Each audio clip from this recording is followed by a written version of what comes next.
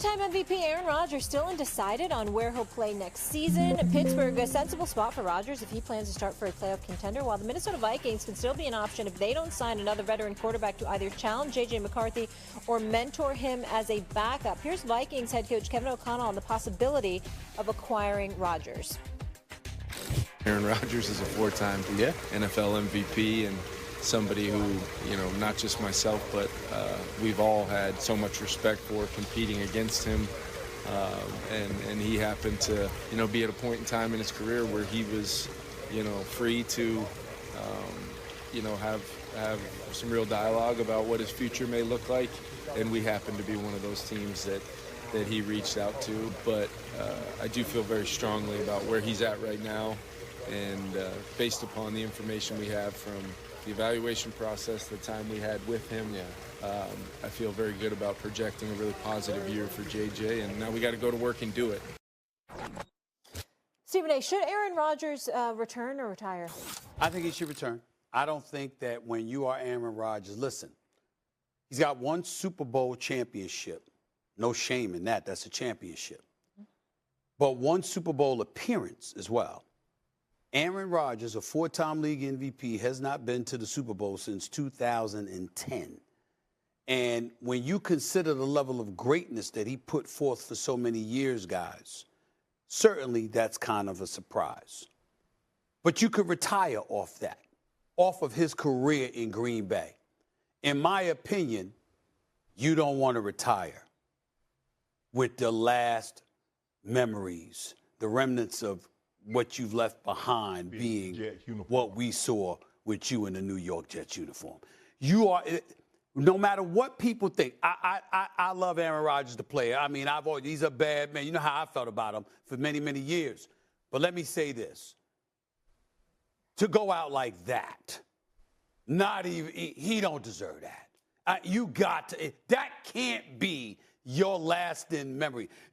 That cannot be the case. So to me, he doesn't have to, of course, but I would want to come back and compete and just remind people I could ball when I left, as opposed to leaving the memory of him in the New York Jets uniform as his lasting memory. Well, first off, the beautiful thing about football is you get what you deserve.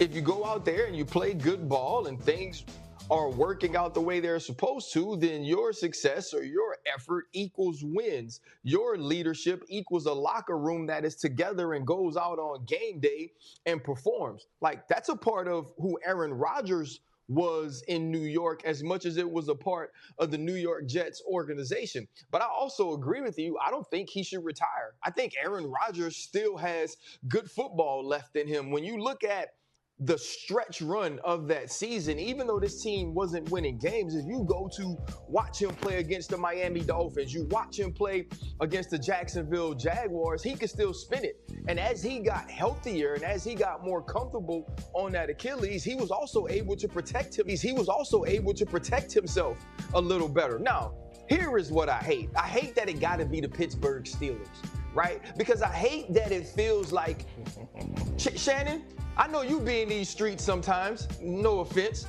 You know what breadcrumbing is. See, what breadcrumbing is, it's like when you date somebody, right, Shannon, and you don't really want to commit to them yet, but you still call them every couple of days and holler at them, or you hit them with a what you're doing in the text message, or maybe you go get a coffee with them or something, because you make them feel like, oh, wait, they still got some interest in me, but I really don't have to commit to you. Like, we ain't passing along phone codes or nothing like that. Pivot and Shay Shay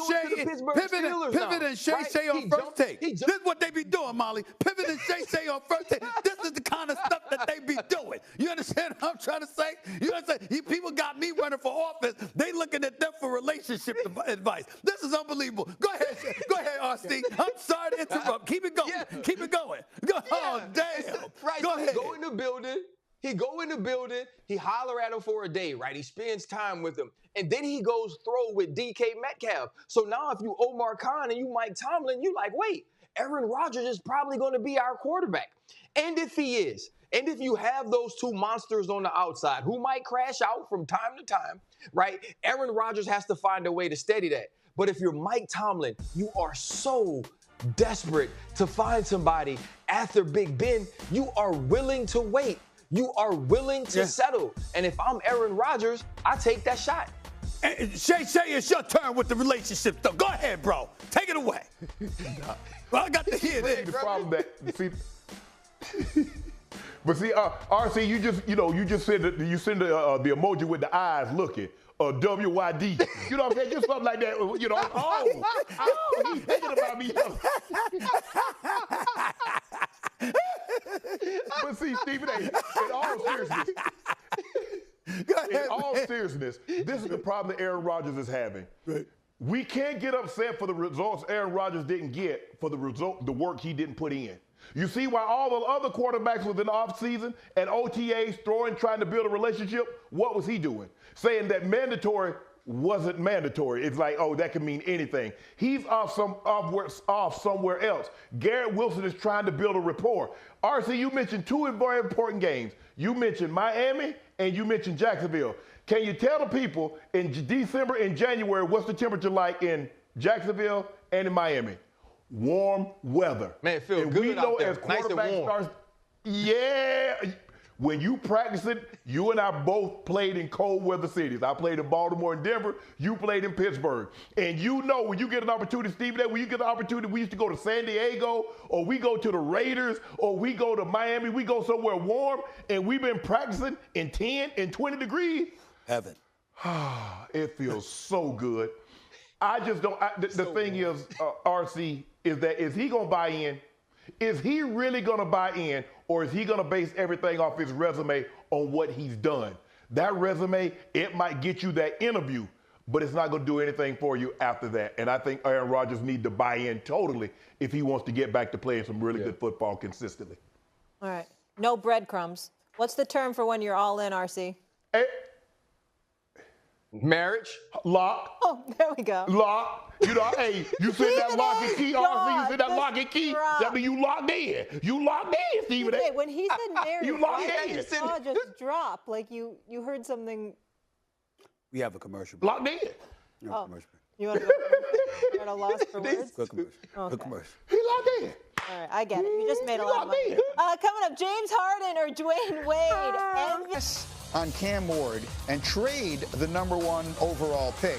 Is that ridiculous? Yeah, it's ridiculous unless someone is trying to come up to #1 and offer the Tennessee Titans a Mike Ditka New Orleans Saints style bounty in order to come up to #1, which means basically your whole draft. Give me all your picks and then we'll move out of there. I don't see it. This guy put on a show down there at his pro day. All of the Tennessee major decision makers were there in attendance.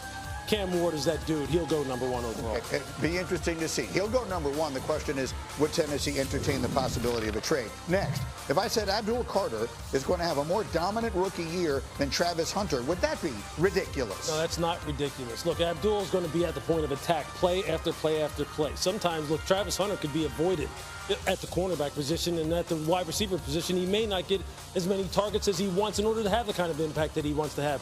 Abdul will be rushing the passer. He'll be a double-digit sack guy.